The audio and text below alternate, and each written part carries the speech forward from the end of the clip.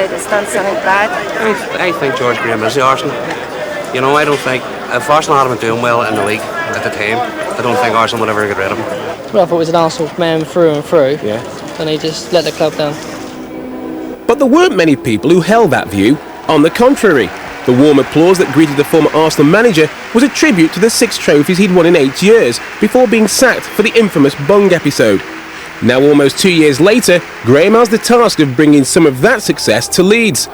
The visitors couldn't have got off to a worse start. In less than 2 minutes, newcomer Patrick Vieira burst through the Leeds defence to set up Lee Dixon. The finish was clinical.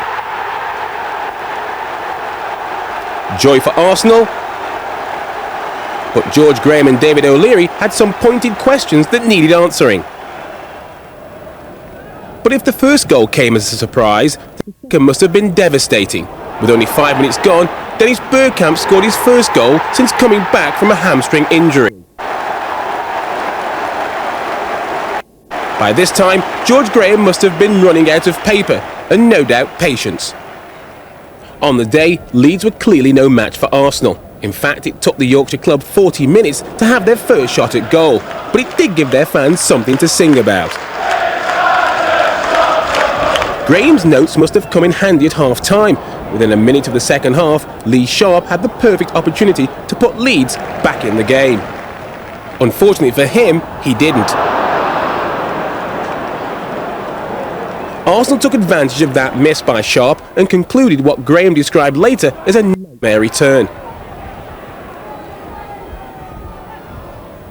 Nigel Winterburn finds Dennis Bergkamp. He finds that man Ian Wright. But if the third goal from the Gunners' top scorer brought a smile to his manager's face, there was no such joy for the Leeds boss.